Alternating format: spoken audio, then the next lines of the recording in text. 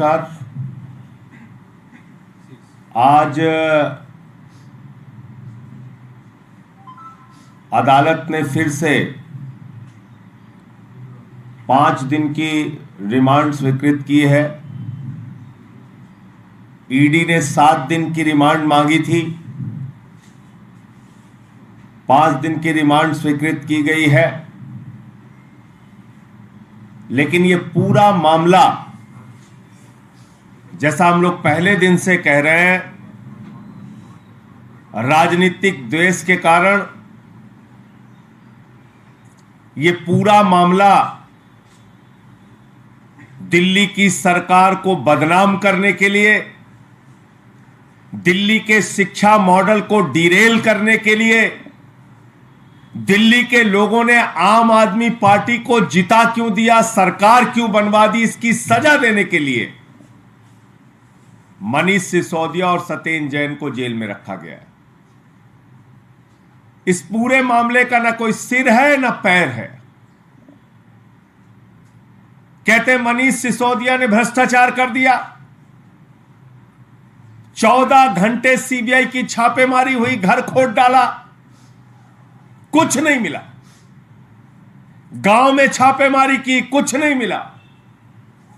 दफ्तर में छापेमारी की, कुछ नहीं मिला। बैंक के लॉकर को चेक किया, कुछ नहीं मिला।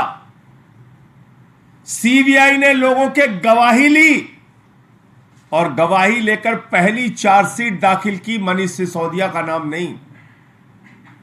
सप्लीमेंट्री चार्जशीट, दोबारा चार्जशीट दाखिल की, उसमें भी लोगों के गवाह के आधार पर चार्जशीट दाखिल की गई, उसमें भी मनीष सिसोदिया का नाम नहीं।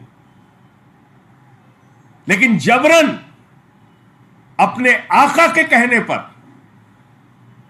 सीबीआई ने मनीष सिसोदिया को गिरफ्तार किया।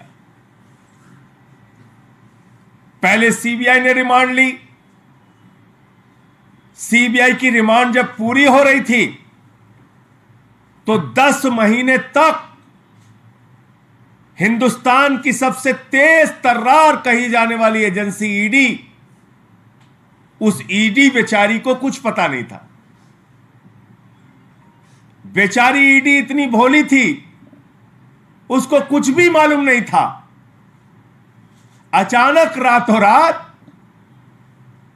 जब मनीष सिसोदिया की सीबीआई के मामले में जमानत की याचिका की सुनवाई होनी थी, उसके एक दिन पहले ईडी आती है, वो कहती है हमको पूछताछ करनी है, हमें रिमांड दो।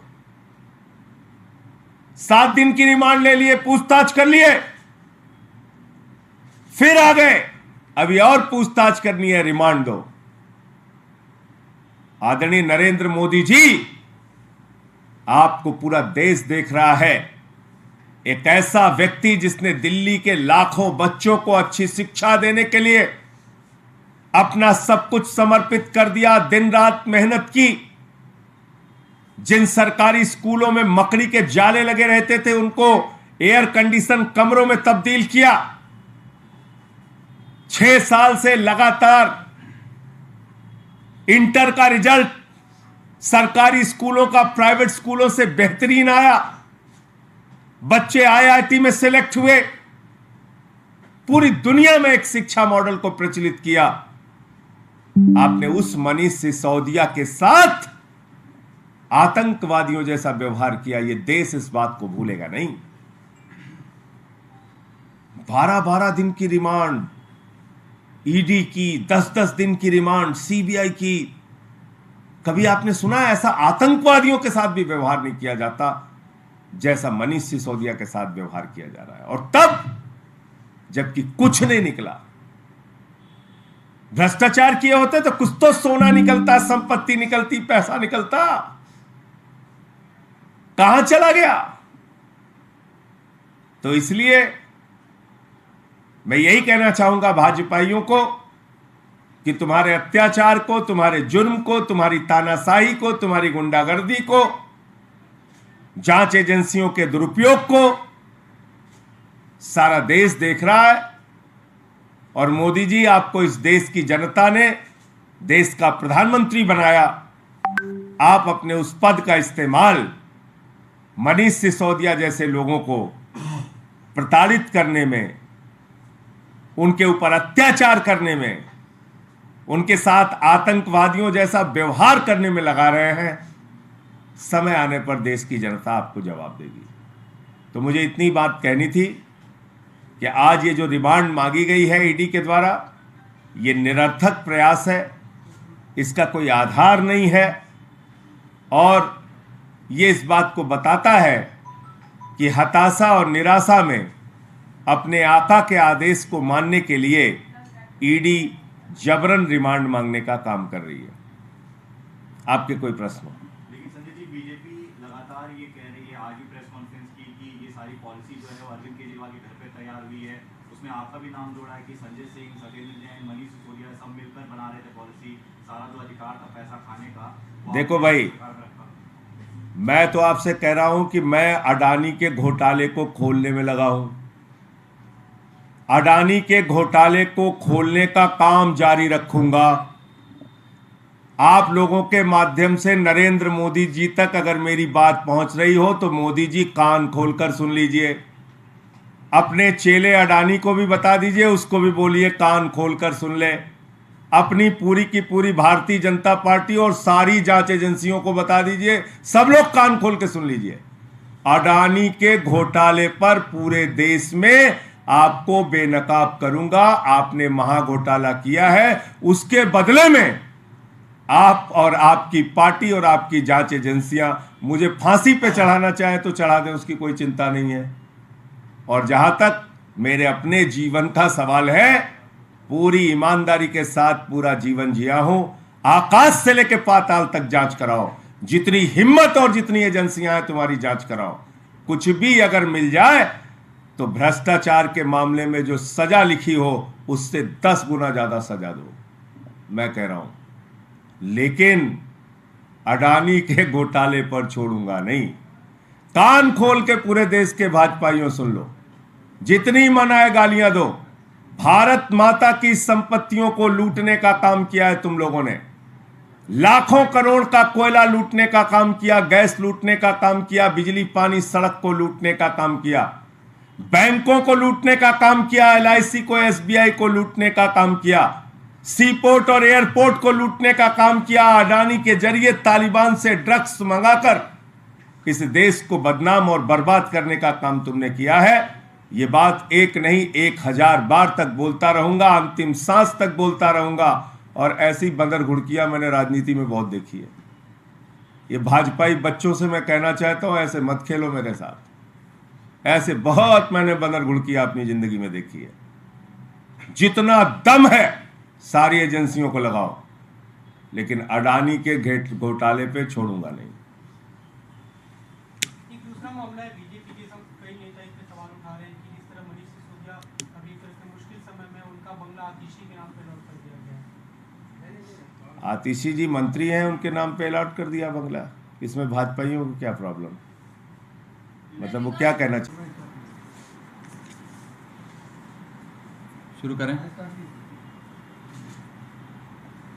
आप सबका आम आदमी पार्टी के आज के इस महत्वपूर्ण प्रेस कॉन्फ्रेंस में बहुत बहुत स्वागत।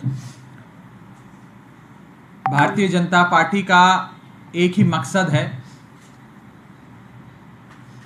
कि कुछ भी कर कर आम आदमी पार्टी को खत्म किया जाए। बीजेपी को अगर किसी से डर लगता है तो आम आदमी पार्टी से लगता है, अरविंद केजरीवाल से लगता है। और आम आदमी पार्टी को खत्म करने की इस कवायद में फर्जी केसेस हमारे नेताओं पर डालकर उन्हें जेल में बंद कर कर एक नई प्रकार की बदले की राजनीति बीजेपी ने शुरू करी है, जिसकी पोल खोल आज हम आज की इस प्रेस कॉन्फ्रेंस के माध्यम से आपके सामने करेंगे। सीबीआई और ईडी के पास मनीष सिसोदिया जी के खिलाफ मनगढ़ंत कहानियों के अलावा, मनोहर कहानियों के अलावा रत्ती भर भी सबूत नहीं है। ना केस है, ना मेरिट्स है, ना एविडेंस है, ना रिकवरी है, ना प्रोसीड्स मिले हैं। एक भी चीज नहीं है। किसी भी मुकदमे के लिए, किसी भी केस के लिए 4-5 मोटे मोटे तौर पे इंग्रेडिएंट्स, पदार्थ चाहिए होते हैं। एक मजबूत केस होना होता है, सबूत होने होते हैं, केस में मेरिट्स होने होते हैं, कोई प्रोसीड्स ऑफ क्राइम की रिकवरी होनी होती है, कोई ट्रेल होती है, कोई गवाह होते हैं, एक पूरी केस की एक ढांचा होता। मनीष सिसोदिया जी के खिलाफ सीबीआई और इन्फोर्समेंट डायरेक्टरेट के पास मनीष सिसोदिया जी के खिलाफ रत्ती भर भी केस नहीं है, सबूत नहीं है, एविडेंस नहीं है, प्रोसीड्स नहीं है। जब कोर्ट ने कहा कि सीबीआई ने इतने दिन तक मनीष सिसोदिया जी को रिमांड में लेकर पूछताछ करी, अब हम मनीष सिसोदिया जी को बेल देने जा रहे हैं। सीबीआई मनीष सिसोदिया जी को राहत देकर बेल देने जा रही थी कि भाई पूछताछ के लिए आपने उन्हें अपनी रिमांड में लिया था, पूछताछ हो गई, कुछ पूछताछ में निकला नहीं, आपने बेफिजूल में समय बर्बाद किया, अब हम इनको बेल पे छोड़ते हैं। तो इस डर से एक और एजेंसी इन्फोर्समेंट डायरेक्टरेट को लाकर मनीष सिसोदिया जी को बीजेपी ने गिरफ्तार करवा लिया और पिछले 7 दिन से मनीष जी को इन्फोर्समेंट डायरेक्टरेट ने, ईडी ने अपने मुख्यालय पे रखा हुआ है।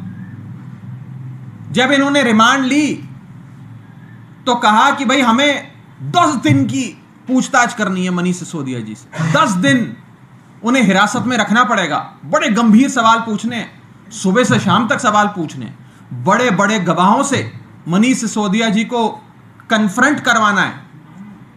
कोर्ट ने ईडी की बात मानी और कहा चलो जांच करनी है कर लो, 10 दिन नहीं 7 दिन दे देते हैं, 7 दिन में सारी कार्रवाई पूरी कर लो।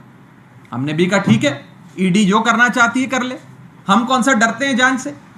लेकिन आज मैं ये आपको बताना चाहता हूं इस मंच से कि पिछले 7 दिन में मनीष सिसोदिया जी से इन्फोर्समेंट डायरेक्टरेट के अफसरों ने मात्र 15 घंटे पूछताछ करी है।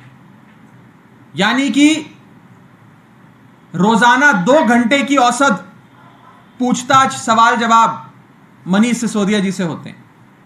दोपहर बाद शुरू करते हैं, चाय पीते पीते 4-7 सवाल करते हैं और दिन समाप्त कर देते हैं।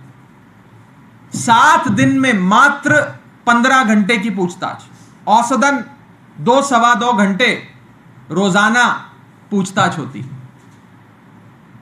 दूसरा, इन्होंने कहा कि हमने बड़े बड़े गवाहों से मनीष सिसोदिया जी का आमना सामना कराना है, इसके लिए हमें मनीष सिसोदिया जी की रिमांड चाहिए, उन्हें हिरासत में लेना है थोड़े समय के लिए, जांच पूरी करने के लिए। एक लंबी फहरिस्त दे दी कि इतने लोगों से मनीष सिसोदिया जी का आमना सामना कराना है, तो हमें मनीष सिसोदिया जी को अंदर रखना पड़ेगा। पिछले 7 दिन में इन्फोर्समेंट डायरेक्टरेट ने 3 लोगों से, मात्र 3 लोगों से मनीष सिसोदिया जी का आमना सामना कराया। और यह भी खाना पूर्ति है, यह भी खाना पूर्ति है, क्योंकि इन 3 लोगों से आमने सामने कराने में कोई सवाल, कोई काम का या केस से संबंधित चीज, आरोपों से संबंधित चीज, मनोहर कहानियां जो बीजेपी रोज मीडिया के सामने आकर सुनाती है उससे संबंधित चीज आज तक मनीष सिसोदिया जी से नहीं पूछी गई। 7 दिन मनीष सिसोदिया जी को इन्फोर्समेंट डायरेक्टरेट ने अपने दफ्तर में रखा, अपनी रिमांड में रखा, और 7 दिन में मुश्किल से कुल मिलाकर 15 घंटे की जांच हुई और मात्र 3 विटनेसेस से, 3 लोगों से उनका आमना सामना कराया। यह दिखाता है कि इनके पास ना सबूत है ना केस है, मकसद बस एक है कि मनीष सिसोदिया को कुछ भी कर कर जेल में रखो, मनीष सिसोदिया बाहर ना आ पाए। आम आदमी पार्टी के नेताओं को फर्जी मुकदमे दर्ज कर कर जेल में डालो और उन्हें बाहर ना निकलने दो। कोर्ट में जाकर बोलो कि हमें तो जांच करनी है जी, जांच में कैसे बाधा अटका सकते हैं आप, जांच के लिए समय दीजिए, सवाल पूछने, गवाहों से मिलवाना है। लेकिन वास्तविकता इन जांच एजेंसियों की यह है कि ना इनके पास कोई सवाल है, ना इनके पास कोई गवाह है, ना इनके पास कोई रिकवरी हुई, सिर्फ और सिर्फ झूठे, फैब्रिकेटेड, मलिशियस आरोप हैं, राजनीतिक आरोप हैं।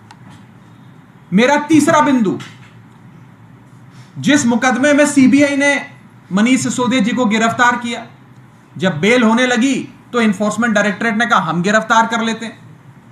जब एक एजेंसी से दूसरी एजेंसी ने गिरफ्तारी करी तो हमने सोचा कोई नया सवाल पूछना होगा। सीबीआई ने जितने सवाल पूछे, अब ईडी कोई नए सवाल पूछेगी। आपको जानकर अचंभा होगा कि आज तक एक नया सवाल मनीष सिसोदिया जी से नहीं पूछा गया। जो सवाल बेतुके सवाल सीबीआई ने पूछे, वही बेतुके सवाल ईडी पूछ रही है। जैसा सवाल वैसा जवाब, तो गिरफ्तारी की क्या जरूरत है? एक एजेंसी गिरफ्तार करती है, फिर दूसरी कर लेती है, तीसरी को ये लोग तैयार कर देते हैं, नए केस डाल देते हैं। मकसद एक है कि मनीष सिसोदिया बाहर ना निकल पाए, फर्जी केस डालते रहो, जांच के नाम पर उनकी रिमांड, उन्हें हिरासत में लेते रहो। सबूत इकट्ठा करना, गवाह ढूंढने, ये सब तो जरूरत ही नहीं है। सिर्फ मनगढ़ंत आरोप लगाओ और एजेंसियों का दुरुपयोग कर कर नेताओं को जेल में रखो। जिन 3 लोगों से मनीष सिसोदिया जी का आमना सामने कराया 7 दिन लगाकर, आज फिर कोर्ट में ईडी के वकील कहते हैं कि जिन लोगों से हमने इनका आमना सामना कराया, इनसे फिर से आमना सामना कराना है, उन्हीं लोगों से फिर आमना सामना कराएंगे, तो हमें 7 दिन और दे दो। मजाक चल रहा है। ये इन्वेस्टिगेटिव एजेंसीज के हालात हैं हमारे देश में। मैं इसी के साथ साथ यह कहना चाहता हूं कि भारतीय जनता पार्टी, केंद्र में बैठी मोदी सरकार आज एक मानसिक परेशानी से शायद गुजर रही है, जिसके चलते फर्जी केसेस डालकर बदले की भावना से, राजनीतिक बदला लेने के लिए आज नेताओं को पकड़ पकड़ के, आम आदमी पार्टी के नेताओं को पकड़ पकड़ के जेल में डाल रही है। ना इनके केस हैं, ना इनके पास कोई आरोप है, ना सबूत है, सिर्फ मनोहर कहानियां हैं।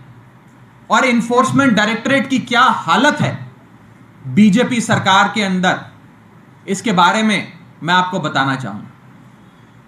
2014 से लेकर 2022 तक, 23 तो शुरू ही हुआ है अभी, 2014 से लेकर 2022 तक 8 वर्षों में बीजेपी की केंद्र में बैठी मोदी सरकार के 8 सालों में इन्फोर्समेंट डायरेक्टरेट ने 3,555 नए केस दर्ज करे।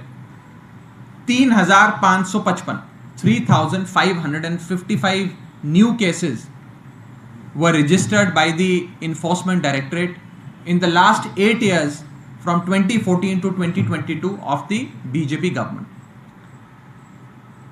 इन्हीं 8 सालों में कितने लोगों को कोर्ट ने सजा सुनाई इन मुकदमों में?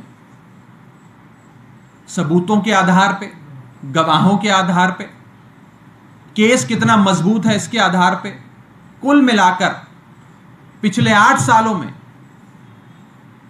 2014 से लेकर 2022 तक कोर्ट ने मात्र 23 लोगों को दोषी करार देते हुए सजा सुनाई। 3,555 नए मुकदमे और मात्र 23 लोगों को कोर्ट ने अंततः दोषी ठहराया।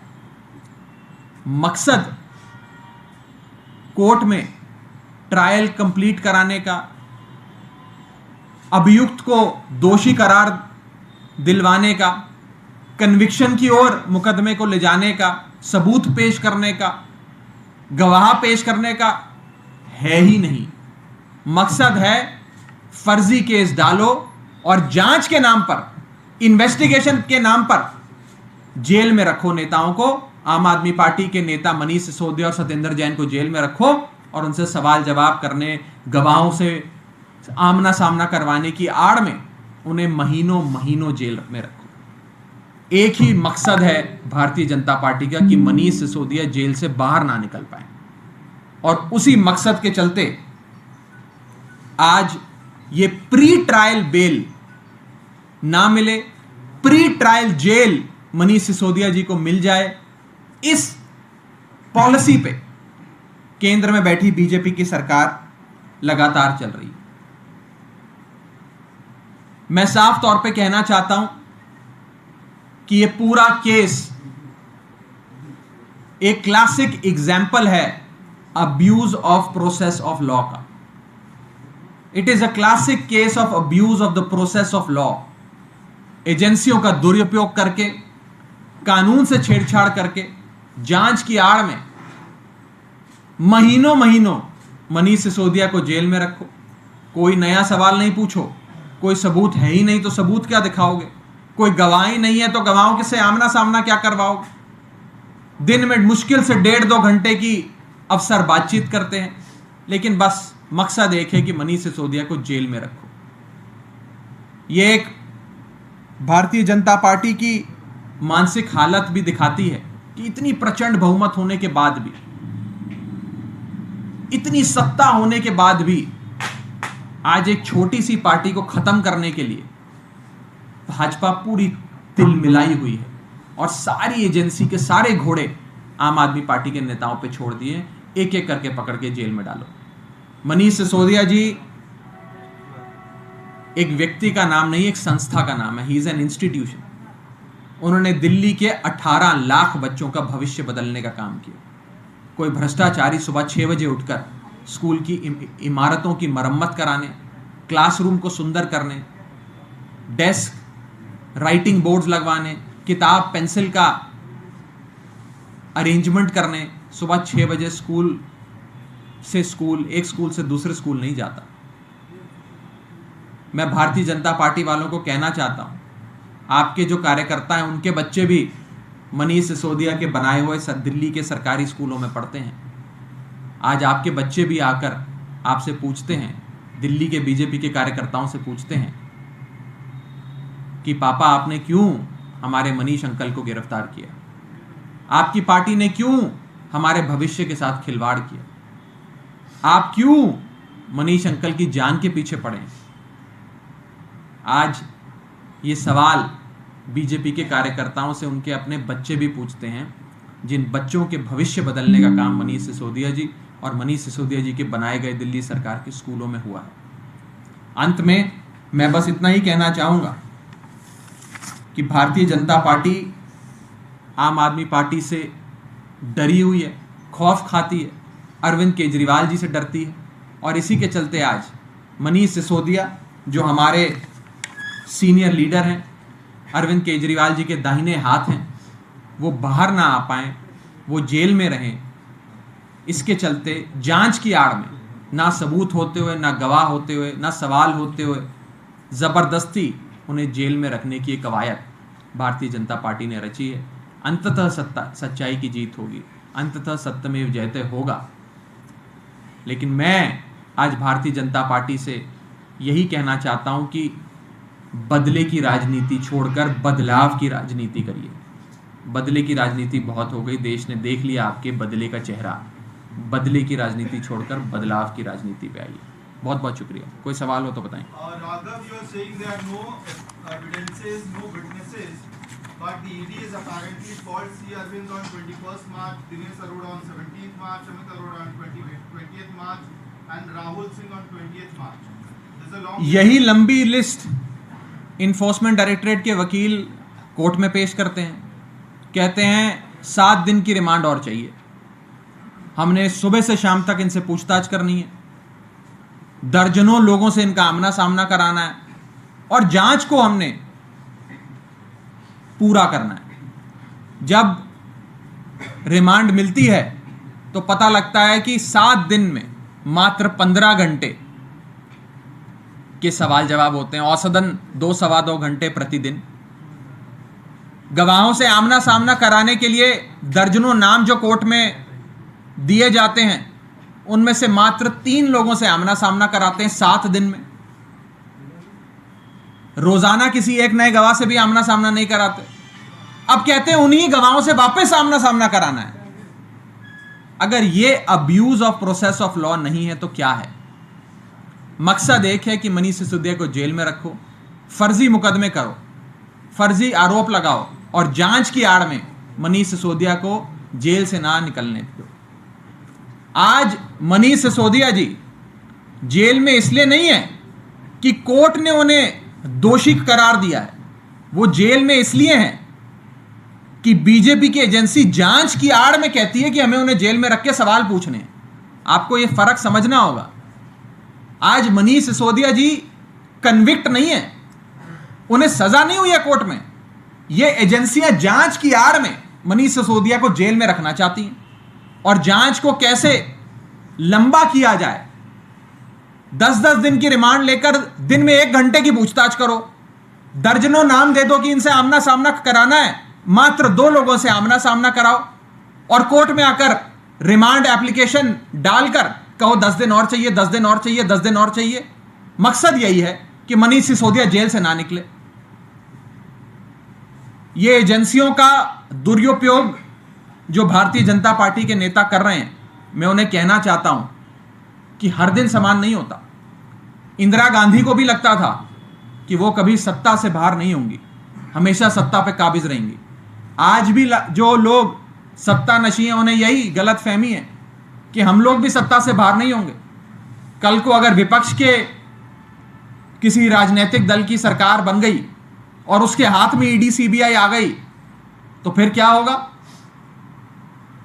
तो फिर तो इस देश में बदले की राजनीति चलेगी। इसीलिए मैं कहना चाहता हूं बीजेपी को, बदले की राजनीति छोड़कर बदलाव की राजनीति करो। एक प्रेस कॉन्फ्रेंस में सुधांशु त्रिवेदी ने की, उसमें उन्होंने कई सारी बातें कही हैं। उसमें कहा कि टेक्निकल कमेटी ने होलसेल का जो अधिकार था वो सरकार के पास रखा ताकि ज्यादा मुनाफा आ सके, और जो सारी चीजें हुई हैं अरविंद केजरीवाल के आवास पर हुई हैं, उनके तरीके से हुई हैं, सारे नियम बदले गए और इस दौरान सत्येंद्र जैन भी मौजूद थे। तो उन्होंने पूरा इस मामले को सत्येंद्र जैन, संजय सिंह, मनीष सिसोदिया, अरविंद केजरीवाल सबसे जोड़कर बताया है। बीजेपी कहती है कि कोई शराब घोटाला हो गया है देश की राजधानी में और 10,000 करोड़ का एक घोटाला है। 10,000 करोड़ रुपए में से 10 रुपए भी बीजेपी की एजेंसियों को आज तक नहीं मिले। रोज आए दिन आप देखते हैं जहां रेड होती है वहां करोड़ों रुपए नकद राशि मिलती है, करोड़ों की गाड़ियां, करोड़ों की संपत्ति बरामद होती है।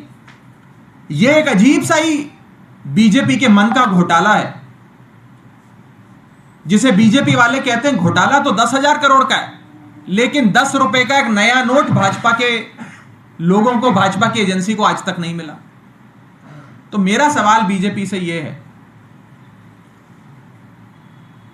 कि पानी पी पी कर आप रोज हम पे आरोप तो लगाते हो, यह सोचकर कि आरोप एक दिन आम आदमी पार्टी पर चिपकेंगे, लेकिन देश की और दिल्ली की जनता आपसे पूछना चाहती है कि 10,000 करोड़ तो छोड़ दीजिए, 10 रुपए की नकद राशि भी अगर मनीष सिसोदिया के घर से मिली हो तो बताइए। 10 रुपए की नकद राशि भी अगर मनीष सिसोदिया के बैंक लॉकर से मिली हो तो बताइए। 10 रुपए की नकद राशि भी अगर मनीष सिसोदिया के पैतृक गांव से मिली हो तो आप बताइए। 10,000 करोड़ के घोटाले लगाने वाले बीजेपी के मानसिक तनाव के शिकार नेताओं को मैं कहना चाहता हूं कि 10 रुपए भी अगर कहीं मनीष सिसोदिया के घर से बरामद हुए हों तो आपको जितनी जांच करनी है करिए, लेकिन इस प्रकार से एक मनगढ़ंत कहानी बनाकर, एक फैब्रिकेटेड मलिशियस केस बनाकर कीचड़ उछालना बंद करिए। देश की जनता देख सकती है कि आप क्या कर रहे हैं। राघव जी, अदिति जब मंत्री बनी थी तो उन्होंने ये कहा था कि डिप्टी सीएम तो वही ऑलरेडी नहीं रहे, लेकिन शिक्षा मंत्री मनीष जी रहेंगे, और जब वापस आएंगे तो कार्यकाल संभाल लेंगे। लेकिन आज उनका जो बंगला है वो आतिशी को दे दिया गया है। हालांकि मांग, देखिए वो तो एक कानूनी प्रक्रिया होती है। मैं साफ करना चाहता हूं आपको कि जैसे प्रभु श्री राम को जब वनवास हुआ था और उनके पिता दशरथ जी के देहांत के बाद घर के बड़े बेटे श्री भरत को राज्याभिषेक करके राजा बनाया गया था, तो भरत जी ने अपने बड़े भाई प्रभु श्री राम की खड़ाओं रखकर 14 साल राज्य चलाया, अपना साम्राज्य चलाया था। आज वैसे ही मनीष सिसोदिया जी और सत्येंद्र जैन जी, एक जिसने शिक्षा के जगत में और दूसरा जिसने स्वास्थ्य के जगत में क्रांतिकारी काम किया, एक दुनिया के सामने मिसाल खड़ी करी, उनकी खड़ाओं रखकर उनके दिखाए गए रास्ते पर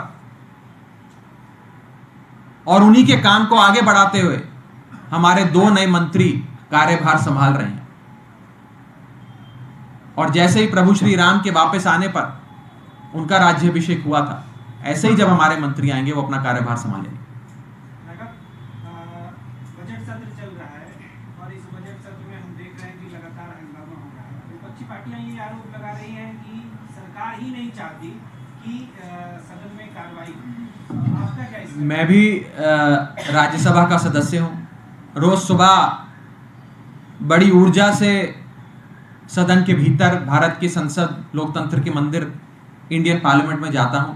यही सोचकर जाता हूं कि आज सदन में देश के मुद्दों पर चर्चा होगी, बेरोजगारी पर, महंगाई पर, चीन जो भारत देश पे हमला कर रहा है उस पर, इन सारे विषयों पर गंभीरता से सरकार और विपक्ष के बीच बातचीत होगी, चर्चा होगी और उससे कुछ एक सकारात्मक चीजें निकलेंगी जिससे देश का कल्याण होगा। दुख की बात यह है कि सदन शुरू होते ही सत्ता पक्ष के लोग, भारतीय जनता पार्टी के लोग खड़े होकर नारेबाजी करते हैं, चिल्लाते हैं, शोर मचाते हैं और बीजेपी खुद सदन नहीं चलने देती। एक दौर यह होता था इस देश में जब विपक्ष में बैठे सांसद शोर मचाते थे, सदन की कार्रवाई को स्थगित करते थे, सरकार की जवाबदेही तय करते थे, सरकार से जवाब मांगते थे। वो एक दौर था जिसके बारे में सुना। आज एक नया ही दौर चल रहा है। बीजेपी भारत की संसदीय इतिहास की एक नई कहानी लिख रही है जिसमें सत्ता